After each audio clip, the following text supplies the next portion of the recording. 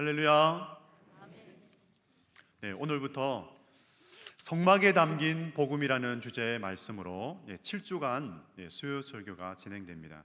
오늘은 그 첫 번째 시간인데요, 번제단, 대속의 사랑을 깨닫는 자리입니다.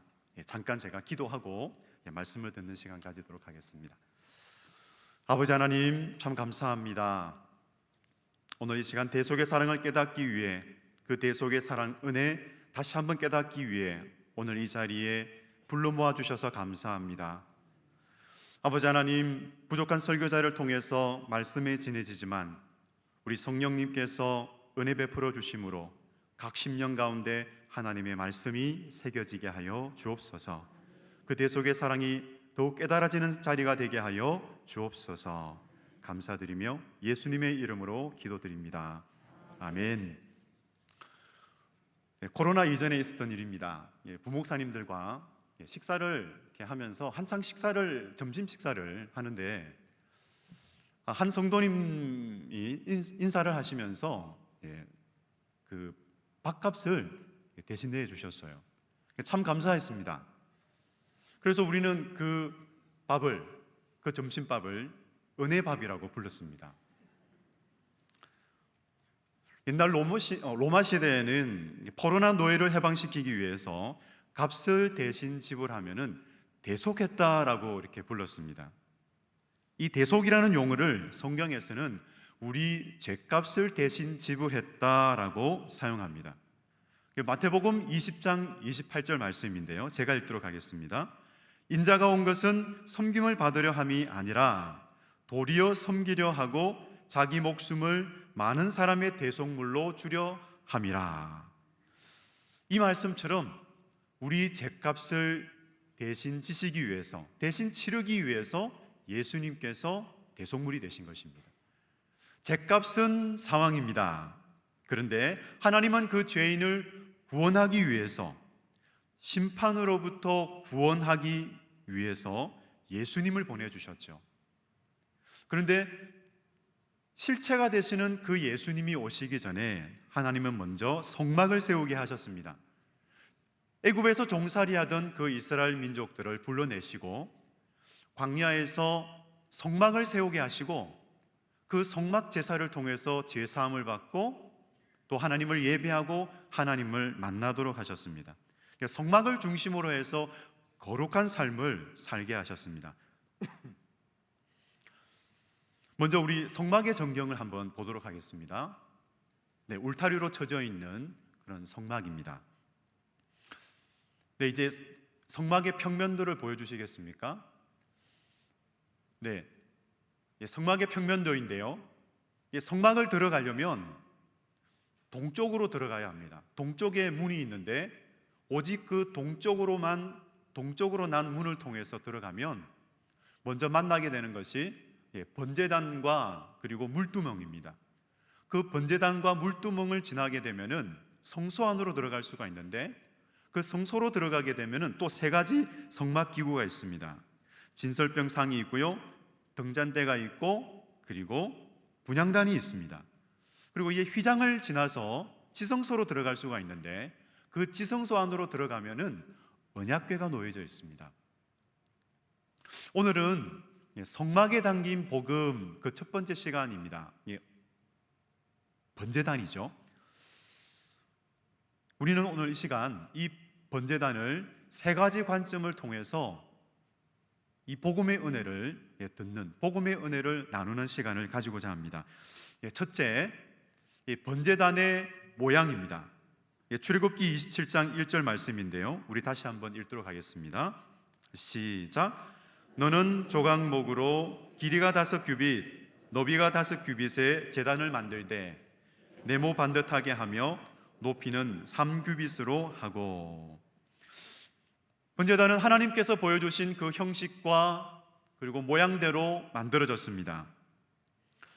하나님께서 보여주신 그 번제단을 위에서 내려다보았을 때 크기는 가로 5규빗, 그리고 세로가 5규빗입니다. 그리고 높이는 3규빗입니다. 이 5규빗은 오늘날로 하면은 2.28m 정도 되고, 3규빗은 1.36m가 됩니다. 그런 크기를 가지고 있는데 이 숫자가 상징하는 바가 있습니다. 5가 있고 3이 있죠. 숫자가 상징하는 바가 있는데 5는 은혜의 수입니다. 그리고 3은 삼위일체 하나님의 완전수입니다. 5와 3, 이 번제단이 5와 3으로 되어 있는데 이 번제단은 오로지 하나님의 은혜가 나타난 곳이다라는 것을 알 수가 있습니다. 번제단은 예수 그리스도의 그 십자가의 그림자에서 보아야 합니다. 그림자는 실체가 아니지 않습니까? 그림자는 실체로부터 나오는 것입니다. 그래서 우리는 그림자를 보면 실체를 바라보게 되어 있습니다. 인간의 죄를 대속하기 위해서 삼위 하나님이 이 모든 구원 사역에 동참하신 것입니다. 예수님이 십자가에서 대속 제물이 되게 하신 것은 누구의 계획입니까? 바로 성부 하나님의 구원 계획이었습니다. 하나님이 세상을 이처럼 사랑하사 독생자를 주셨으니 이는 그를 믿는 자마다 멸망치 않고 영생을 얻게 하려 하심이니라. 이 구원 계획은 하나님의 계획이었습니다. 예수님은 성부 하나님의 계획하심을 따라서 성령으로 잉태되셨습니다. 완전하신 사람의 몸이 되셨죠. 그 완전하신 사람의 몸으로 예수님은 고난을 받으셨습니다.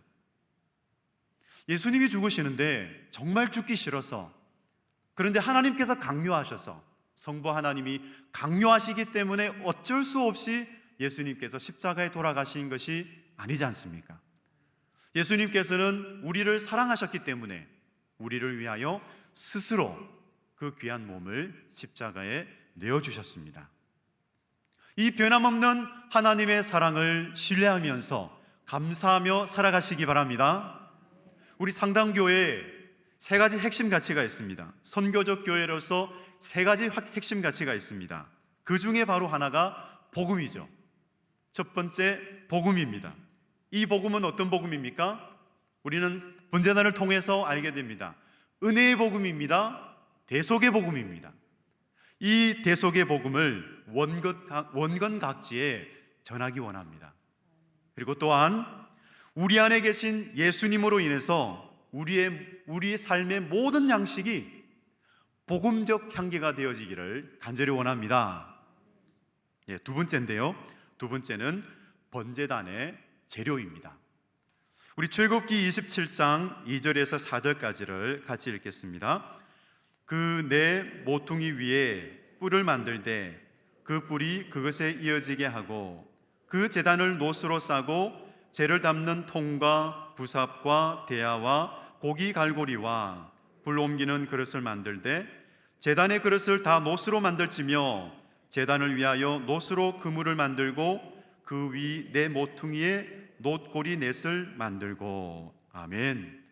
하나님께서 번제단을 만들라고 하셨는데 어떤 재료로 만들라고 하셨습니까? 오늘 우리가 읽은 본문에서는 놋이라는 말이 많이 나왔어요. 그런데 1절에서는 조각목으로 번제단을 만들라라고 말씀하셨습니다. 그래서 조각목이라는 나무와 그리고 놋이라는 이 금속을 가지고 만들라고 하셨어요. 조각목은 시띠나무나 아카시아 나무라고 번역할 수가 있습니다. 이 나무는요, 광야나 사막에서 더위, 추위, 그리고 아주 매서운 모래바람을 맞으면서 자라게 됩니다. 그러니까 어떻습니까? 볼품이 없는 거예요. 그리고 굵지가 않아요. 그러니까 제목으로 쓰기에도 잘 맞지 않습니다. 그런데 하나님께서는 이 볼품 없는 조각목을 가지고 번제단을 만들라 하셨어요. 어떻게? 왜 그 귀한 번제단을 이 볼품 없는 조각목으로 만들라고 하셨을까요? 이사야 선지자가 이 그리스도의 모습에 관하여 예언한 성경 구절이 있습니다. 이사야 53장 2절입니다. 우리 함께 같이 읽겠습니다. 시작. 그는 주 앞에서 자라나기를 연한 순 같고 마른 땅에서 나온 뿌리 같아서 고운 모양도 없고 풍채도 없은즉 우리가 보기에 흠모할 만한 아름다운 것이 없도다. 아멘. 성막은 예수 그리스도의 그림자입니다. 그리고 그 번제단은 십자가의 그림자이죠. 그래서 이 조각목은 바로 사람이 되신 예수 그리스도의 몸을 생각나게 합니다. 고난당하신 예수님의 몸은 정말 볼품없는 조각목 같았습니다. 그런데 하나님께서는 그 조각목을 어떻게 하세요? 놋으로 싸게 하십니다. 한 가지 질문이 떠올랐어요. 이 조각목을 놋으로 싸고 또 이제 그 번제단을 만들어서 재물을 태우면, 불로 그 재물을 태우면 그 뜨거운 불이 있잖아요. 그런데 어떻게 이 조각목이 그 뜨거운 열을 견딜 수 있을까? 그런 질문이 제 가운데 떠올랐어요. 어떻게 그 안에 있는, 그 놋새 안에 있는 나무가 파손되지 않고 견딜 수 있을까 하는 그런 질문이 제 가운데 있었습니다. 근데 제가 말씀을 준비하면서 마틴 랄프 디안이라는 사람이 자신의 책 성막에서 이렇게 말해놓은 것을 제가 보았습니다. 제가 읽어보겠습니다. 이 나무는 놋새로 쌓여있기 때문에 파괴되거나 손상되지 않는다. 그것은 완전히 놋새로 둘러싸였기 때문에 전혀 공기가 들어가거나 통하지 않게 봉해졌다. 그래서 그 제단 위에 계속 드리는 희생 제물의 굉장한 열에도 전혀 타지 않았다. 그 나무를 산화시키는 데 필요한 산소가 용접 밀폐로 완전히 차단되었기 때문이다. 아, 그렇구나. 제가 알게 되었습니다. 근데 사랑하는 여러분, 이 놋새가 있죠? 놋새에 녹는 점이 몇 도인지 아십니까? 무려, 놀라지 마십시오, 무려 1083도나 된다고 합니다. 그 이상이 되어야 이제 놋새가 녹는 거예요. 요즘 놋새는 굴이라는 물질에 아연이나 주석을 섞어서 만든 합금입니다. 그래서 아연을 섞으면 좀 황금빛이 띈다 하여 황동이라 그러고요, 주석, 이 주석을 섞어서 합금하면은 청색빛이 띈다 하여 청동이라고 그렇게 불렀습니다. 이 천도의 뜨거운 열에도 놋새가 견딜 수 있습니다. 그래서 하나님께서는 이 번제단뿐만 아니라 단에 쓰이는 여러 보조기구가 있는데요, 그 보조도구도 놋으로 이렇게 둘러싸도록 그렇게 놋새로 만들게 하셨습니다. 통과 부삽과 대야와 고기 갈고리와 불 옮기는 그릇을 다 놋으로 만들게 하셨습니다. 중요한 것은 놋이 상징하는 바입니다. 놋이 무엇을 상징하냐면 바로 심판을 상징합니다. 십자가의 예수님, 이 놋이 상징하는 바와 십자가의 예수님이 관련된 것이 무엇일까요? 베드로전서 2장 24절 말씀입니다. 제가 읽겠습니다. 친히 나무에 달려 그 몸으로 우리 죄를 담당하셨으니. 그렇습니다.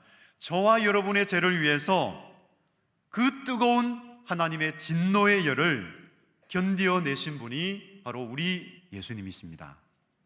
우리를 사랑하시기 때문에 우리를 대신하여 그 무서운 진노를 다 담당하셨습니다. 그리고 놋새가 또 상징하는 바가 있는데요, 그것은 능력과 승리를 상징합니다. 바로 대속의 능력입니다. 대속의 승리입니다. 이 대속의 능력을 베푸시고 승리하신 우리 예수님, 그 예수님께 감사와 찬송을 올려드리는 저와 여러분이 되시기를 바랍니다. 셋째는 번제단의 용도입니다. 이 번제단은 언제 사용하냐면 제물을 태울 때 사용하죠. 그래서 이 번제단에서 드려지는 제사가 5가지가 있습니다. 저게 우리 나와 있는데요, 바로 이 번제단에서는 번제, 소제, 그리고 화목제, 속제제, 속건제가 그렇게 드려졌습니다. 말씀을 준비하면서 이 각 제사법마다 안수하는 의미가 다르다는 것을 알게 되었습니다. 이 번제의 목적이 있죠. 이게 제사를 드리는 그런 목적이 있는데, 이 번제의 경우에는 안수를 하게 되면은 하나님께 헌신하겠습니다라는 그런 의미가 있었어요. 이 번제는 수직적 헌신의 제사이기 때문입니다. 이 안수를 할 때는 소제일 경우에는 안수를 하지 않습니다. 곡식 제사이기 때문에. 그래서 번제, 화목제, 그리고 속제제, 속건제인 경우에는 그 제물에 안수를 하게 돼요. 이 하목제인 경우에는 이런 의미가 있습니다. 하나님께서 주신 것을 나누며 살아가겠습니다 라는 그런 의미가 있습니다. 그래서 예배를 드리고 난 후에는 그 가져온 고기들을 가족이나 친족 그리고 이웃들과 같이 나누어 먹게 되었습니다. 그리고 속죄제와 속건제인 경우에는 안수를 할 때에 하나님, 내가 지은 죄가 이 동물, 이 제물에 전가됩니다 라는 그런 의미가 있었습니다.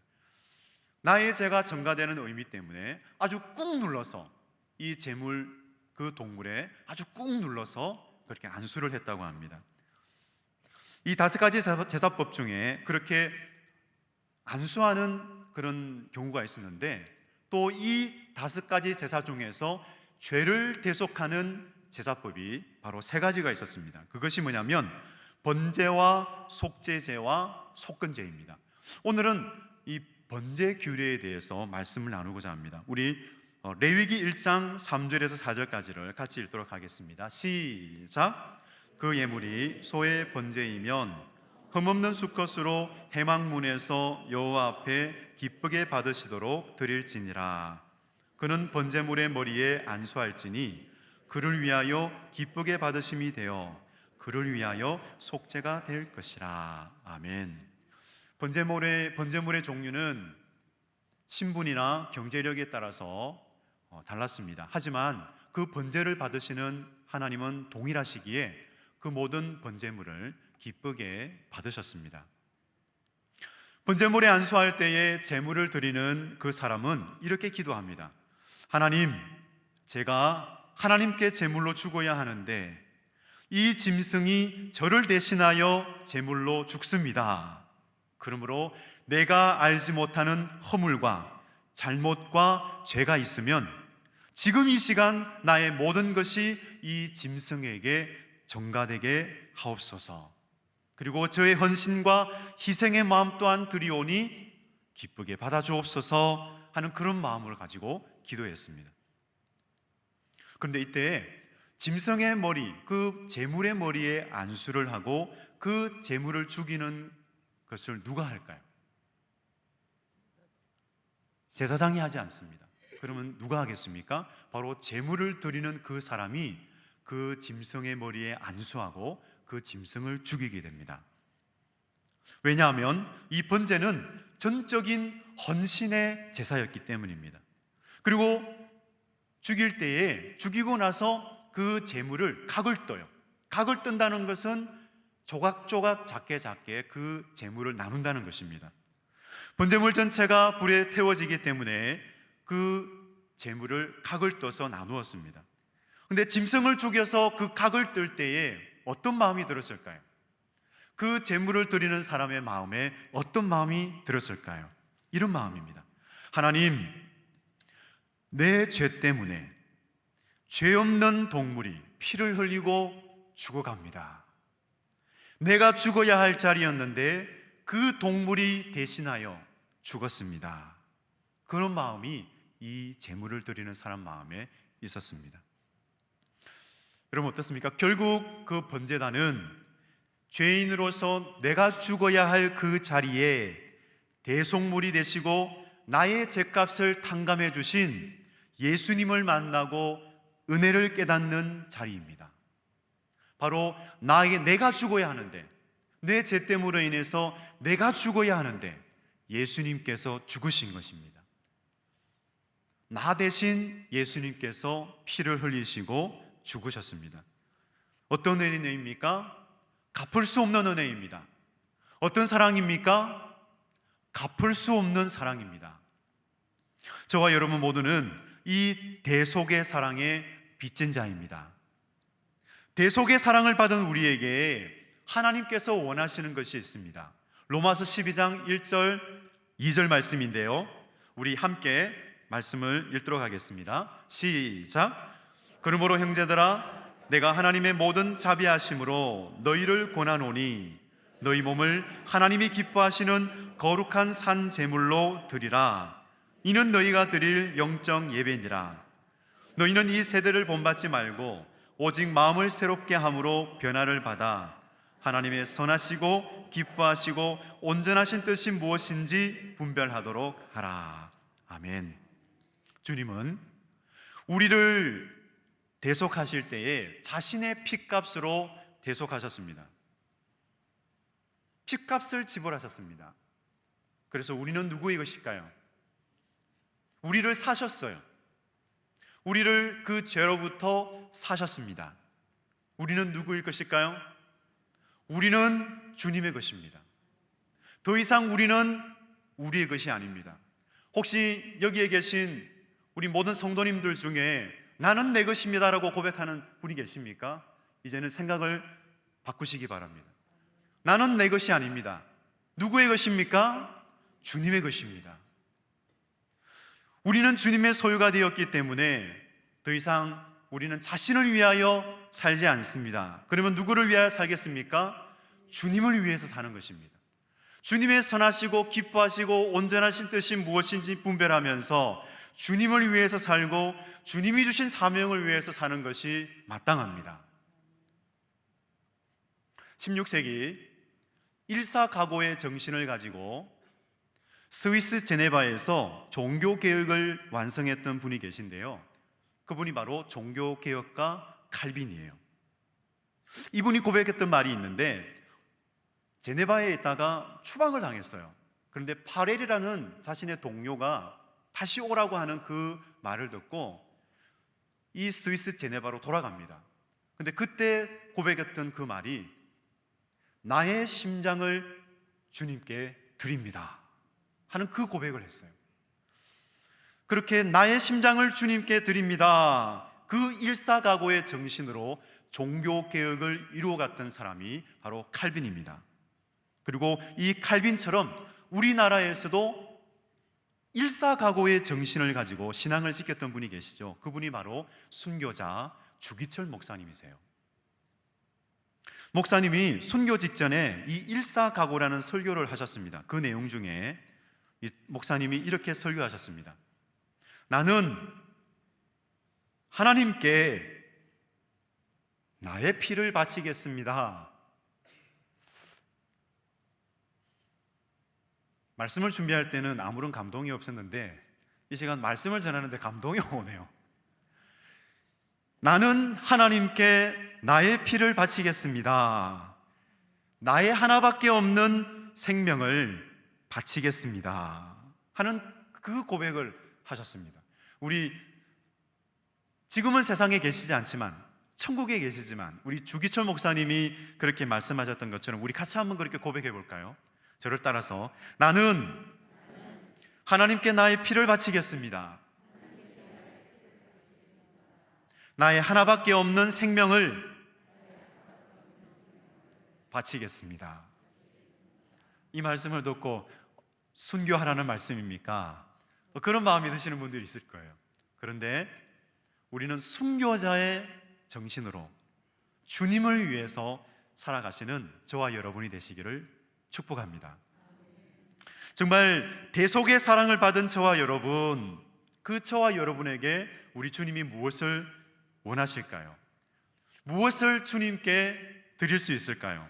저는 오늘 이 시간 이 로마서 12장 1절 2절의 말씀, 그 말씀을 여러분들에게 다시 한번 읽어드리기 원합니다. 그래서 이 로마서 12장 1절 2절 말씀에 순종하며 사는 것이 우리의 응답이 되어지기를 원합니다. 그러므로 형제들아, 내가 하나님의 모든 자비하심으로 너희를 권하노니 너희 몸을 하나님이 기뻐하시는 거룩한 산 제물로 드리라. 이는 너희가 드릴 영적 예민이라. 너희는 이 세대를 본받지 말고 오직 마음을 새롭게 함으로 변화를 받아 하나님의 선하시고 기뻐하시고 온전하신 뜻이 무엇인지 분별하도록 하라. 우리 함께 기도하기 원합니다. 아버지 하나님, 오늘 이 대속의 사랑을 깨닫는 자리, 이 예배를 드리며 참으로 말씀을 통해서 하나님의 놀라운 사랑을 깨닫게 하시니 감사드립니다. 아버지 하나님, 참 우리가 죽어야 했는데 예수님께서 우리를 대신하여 죽으시고 또 우리의 죄를 다 사하기 위해 또한 피 흘려 주심에 감사드립니다. 대속의 사랑을 깨달은 우리들, 이제는 우리의 것이 아닙니다. 우리는 주님의 것이오니 우리를 위하여 더 이상 살지 않게 하시고 오직 하나님과 하나님 나라를 위하여, 하나님의 복음을 위하여 살아가는 거룩한 백성들 되게 하여 주시옵소서. 아버지, 항존직 선출 아버지 진행되고 있습니다. 모든 과정 가운데 하나님 주관하여 주셔서 누구도 상처받지 않게 하시고 또한 시험 들지 않도록 우리 하나님께서 그 사랑의 손으로 보호하여 주시고 함께하여 주시옵소서. 아버지 하나님, 모든 과정을 주님께서 주관해 주시기를 원하며 투표하는 성도님과 또한 하나님 또한 후보자로 기도하는 모든 또한 후보자들 위에도 하나님께서 은혜로 덮어주시기를 간절히 원합니다. 아버지 하나님, 오랫동안 지속되는 이 코로나로 인해서 온 국민이 지쳐 있습니다. 국민을 긍휼히 여겨주시고 참으로 모든 대책을 세우는 위정자들과 모든 관련자들 위해 지혜와 총명을 주셔서 아버지 하나님, 참 그들이 모든 대책을 또한 잘 세우고 이 코로나 극복을 위하여 참으로 잘 또한 행할 수 있도록 아버지, 참 그들 위해 하나님 지혜와 총명을 더하여 주시옵소서. 하나님, 정말 우리 하나님의 자녀들, 하나님의 백성들이 이 코로나 극복을 위하여 하나님 앞에 간절히 기도하며 나아갑니다. 하나님, 회개하는 심령들 가운데 은혜를 더하여 주시고 아버지 하나님, 참으로 하나님의 백성의 그 기도를 들으사 아버지, 이 코로나가 그치게 하여 주시옵소서. 아버지, 새로운 소망을 주시고 일상을 회복하여 하나님 앞에 감사와 찬송으로 영광 돌릴 수 있게 하여 주시옵소서. 감사드리며 이 모든 말씀 예수님의 이름으로 기도드립니다. 아멘.